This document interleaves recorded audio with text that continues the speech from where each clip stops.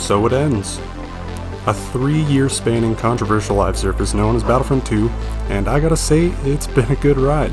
Had a few headaches, a few glorious kill streaks, and a hype train that fell a bit too short off the starting line. Now I'm still not sure if they really mean to end the content updates for good. They haven't downright said it yet. But if so, I hope this means one of two things. Either a Battlefront 3 is coming, or they are giving off the license to another company or companies. One can only hope. But what does this mean for Battlefront 2? It means that the last update coming out here very soon will be it. The last changes to heroes, villains, troopers, reinforcements, gameplay, etc.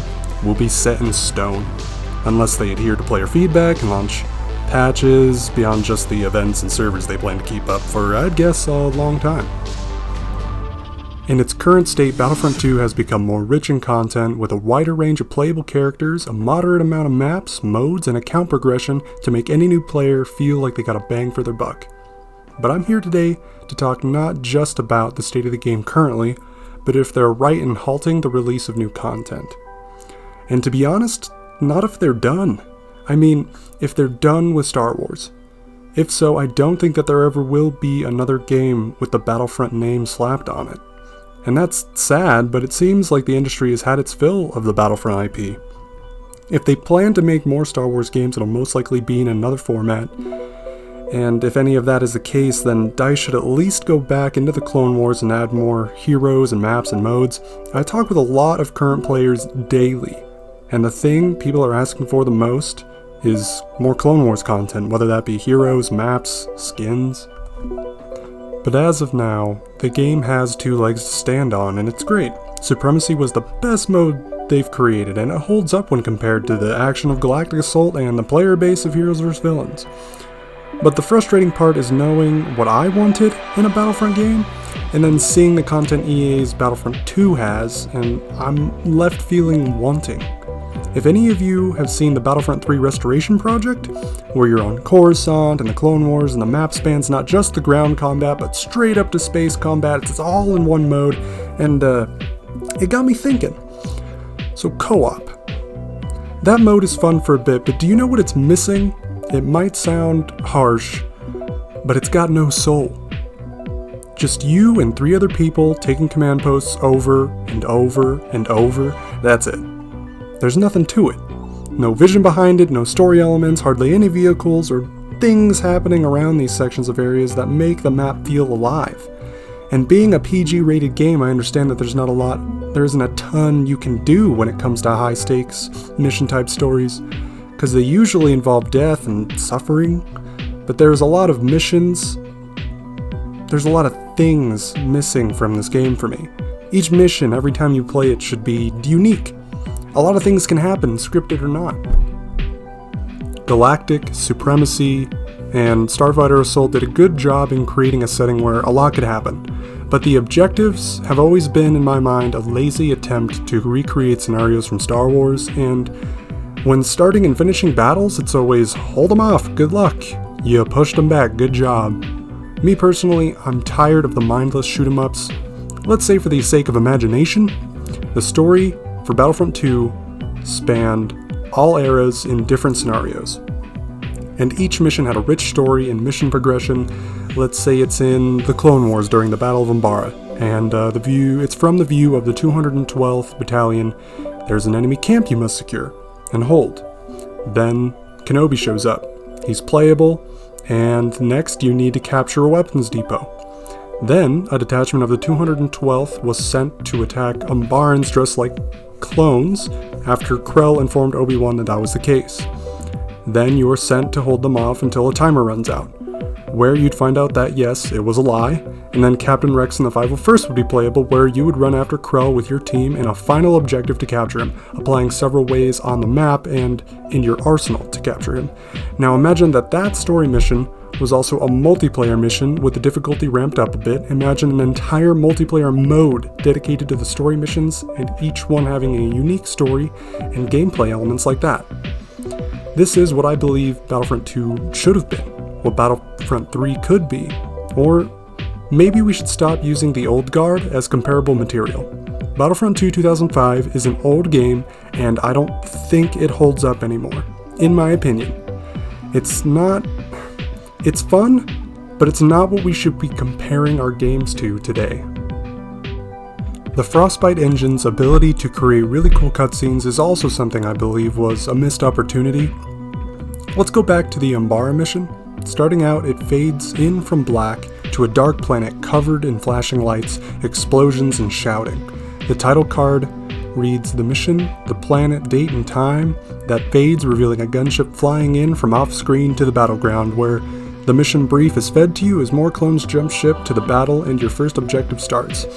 After every objective is secure, another well-crafted cutscene immersing you in the lore will play out to the next objective, till the end.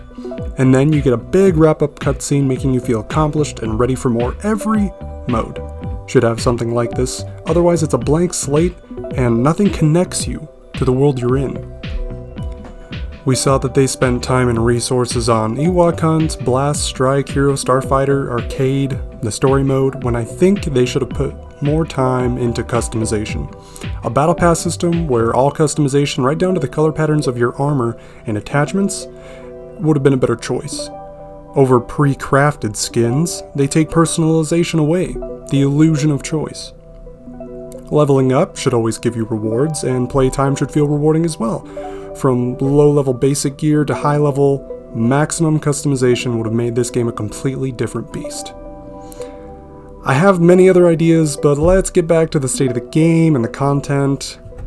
Less future possibly in store for us. First of all, thank you DICE for adding a Maul skin. I've wanted one since the game came out. The other skins I'm also okay with, except for 2, and both of them are Rays. Darth Vader needed a skin, Bosk needed a skin, Boba Fett could have had a skin. Would have been cool to see more droids like R2-D2 and R3-S6, which I was really sure of. But I think it's funny how 2015 Battlefront and 2017 Battlefronts are ending with Scarif DLCs. It's like a bad omen. I am excited for Original Trilogy Supremacy. There are a lot of maps, even though there won't be cruisers to blow up. I'm happy that they are completing the mode so it will have all eras. I think Anakin could have had a slight stamina buff, but I can't complain as of now. He's still a good hero, high risk, high reward. Galactic is missing a few maps, still can't complain. They did what they could to give us better modes, and Supremacy was well worth it. HVV will probably still have active players into 2030. It's so good. They reworked it from targets to eliminations in 2019, which works way better in my opinion. The mode really has a flair of brilliance. I wish more Star Wars games had modes like this, but for next time, I hope that the combat is reworked into something better. It's a little sluggish, and if I'm being honest, it's not great, but it gets the job done. Hero Showdown, sometimes my favorite mode, and other times it's a mess and I can never find a game I can play through to the end. People leave that mode on a dime and I'm left with a poorly skilled player and the player on the other team can't seem to find a friend. Instant action is, well, a far cry from what it could be, but far from unplayable. It just needs co-op added and it's good to go. Forget Arcade, forget Blast, forget Strike, those modes have been dying or dead for years. I'll give Ewok Hunt credit for ambition and execution. The mode does well when it plays, though the weapons laid throughout the map could have been made more accessible.